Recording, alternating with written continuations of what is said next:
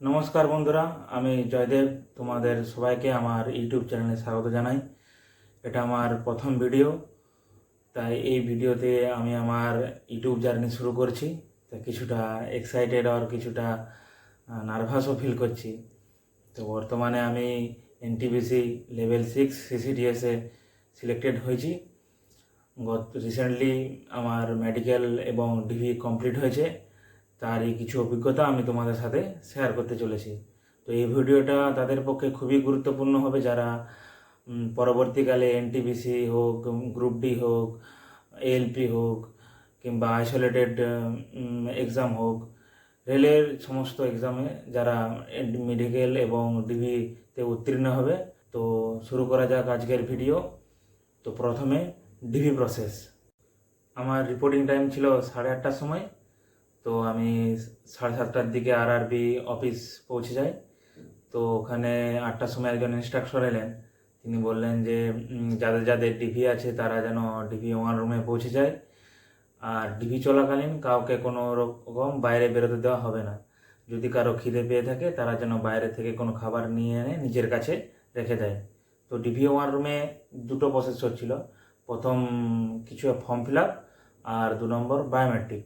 বায়োমেট্রিকের মধ্যে প্রথম ছিল ফটো ম্যাচ, আর দ্বিতীয় ছিল ফিঙ্গারপ্রিন্ট ম্যাচ। আমার ফটো 94% ম্যাচ করে, আর ফিঙ্গারপ্রিন্ট আমার 100%ই ম্যাচ করে যায়। তো ফিঙ্গারপ্রিন্ট আমার দুটো চেক হয়েছে, একটা হচ্ছে 28শে ডিসেম্বর টাইপিং, আর 11ই ফেব্রুয়ারি রিটাইপিং। আর যাদের সিবেট ছিল তাদের পুরোটাই মানে সিবেটও চেক হচ্ছে, আমার সিবেট ছিল না। এরপর বায়োমেট্রিক কমপ্লিট হয়ে যাওয়ার পর একটা ইয়েলো কালারের সবাইকে ব্যান্ড পরিয়ে দিচ্ছে। তারপর আসছি form fill up. Form fill আপের মধ্যে ছিল একটা ডিক্লারেশন ফর্ম, একটা ছিল রানিং হ্যান্ডরাইটিং ম্যাচ ফর্ম, যেটা আমরা CBT 1, CBT 2 টাইপিং রিটাইপিংয়ে যে রানিং হ্যান্ডরাইটিংয়ে প্যারাগ্রাফটা পূরণ করেছিলাম, ওটাই সেম প্যারাগ্রাফ এখানে পূরণ করতে হচ্ছে। তারপরে ছিল একটা বেসিক ডিটেলস ফর্ম, যেটা আমরা এনটিপিসিতে অনলাইনে যে ফর্মটা ফিল আপ করেছিলাম ওটাই অফলাইনে ওখানে পূরণ করতে হচ্ছে। এই সব কিছু কমপ্লিট হয়ে যাওয়ার পর দুজন স্টাফ ছিলেন, তারা দুটো করে সেট বানিয়ে দিচ্ছে প্রতিটা ক্যান্ডিডেটকে। তারপর শুরু হচ্ছে আসল ভেরিফিকেশান, সেটা অন্য রুমে হচ্ছে। তো ওখানে অরিজিনাল জেরক্স কপি, আর আমরা যেটা ORMS-এ আপলোড করেছিলাম যে জিনিসগুলো, সেটা আইডেন্টিফিকেশান মার্ক, সেগুলো সব কিছুই ভালোভাবে চেক হচ্ছে। আর যদি কারো কোনো কিছু প্রবলেম থেকে থাকে তো সেটা ওখানে এডিট করা যাচ্ছে। স্টাফরা সবাই কোঅপারেটিভ ছিলেন, কোনো রকম কোনো অসুবিধা হয়নি। এরপর আমি কিছুক্ষণ বসে থাকার পর একজন ম্যাডাম, তিনি ফাইনাল ভেরিফিকেশন অ্যাপ্রুভাল দিলেন।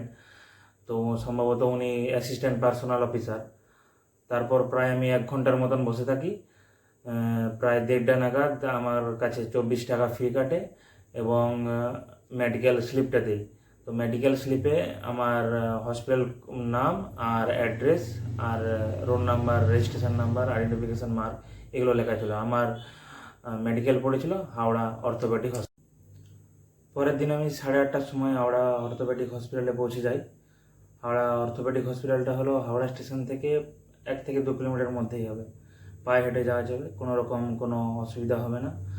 তো ওই দিন আমাদের এনটিপিসির 5 জন আর আরআরবি গ্রুপ ডির 10 জন, টোটাল 15 জনের মেডিকেল হচ্ছিল।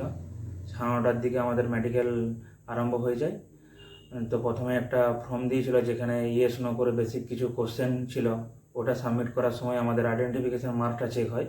তারপর 1 বাই 1 টেস্ট আরম্ভ হয়ে যায়। প্রথমে সিকার টেস্ট হয়, তারপর ডিস্টেন্স লাইট ভিশন টেস্ট হয়। ডিস্টেন্স লাইট ভিশনের মধ্যে রেড, ইয়েলো আর গ্রিন 3টে কালার বলতে হচ্ছে। তারপর হাইড্রোসিল টেস্ট হয়, তারপর কালার ভিশন টেস্ট হয়, তারপর নেয়ার ভিশন টেস্ট হয়। এই টেস্টগুলি কমপ্লিট হয়ে যাওয়ার পর আমাদেরকে কিছুক্ষণ বসতে বলে। তারপর টেস্ট হয় ইউরিনে যাদের কোনো কিছু প্রবলেম ছিল তাদেরই ব্লাড টেস্ট হচ্ছে, তাছাড়া কারো ব্লাড টেস্ট হচ্ছে না। ইউরিন টেস্ট হয়ে যাওয়ার পর চেস্ট এক্সরে হয়, তারপর ইসিজি, বিপি, আমাদের কোনো টেস্টেই হয়নি। তারপর ওনারা খেতে বলেন।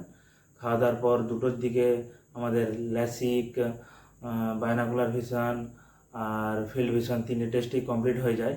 তো ওই দিন আর কোনো টেস্ট হয়নি। যাদের চশমা ছিল না তাদের তো টেস্ট কমপ্লিট হয়ে যায়, আর যাদের চশমা ছিল তাদেরকে পরের দিন বাইরে থেকে আই পাওয়ার গ্লাস সার্টিফিকেট নিয়ে আসতে বলে। তো আমরা পরের দিন আই পাওয়ার গ্লাস সার্টিফিকেট নিয়ে আসি। তো পরের দিনই আমার মেডিকেল কমপ্লিট হয়ে যায়। আর দু একজন ছিল যাদের 2-3 দিন দেরি লেগেছিল। তো একটা জিনিস যে যাদের চশমা নেই তাদের একদিনে মেডিকেল কমপ্লিট হয়ে যাচ্ছে, আর যাদের চশমা আছে তাদেরকে 2-3 দিন ওয়েট করতে হচ্ছে। এই হলো পুরো ডিভি এবং মেডিকেল প্রসেস। আশা করি তোমাদের সবাইকার ভালো লাগবে। দেখা হবে নেক্সট ভিডিওতে। ধন্যবাদ।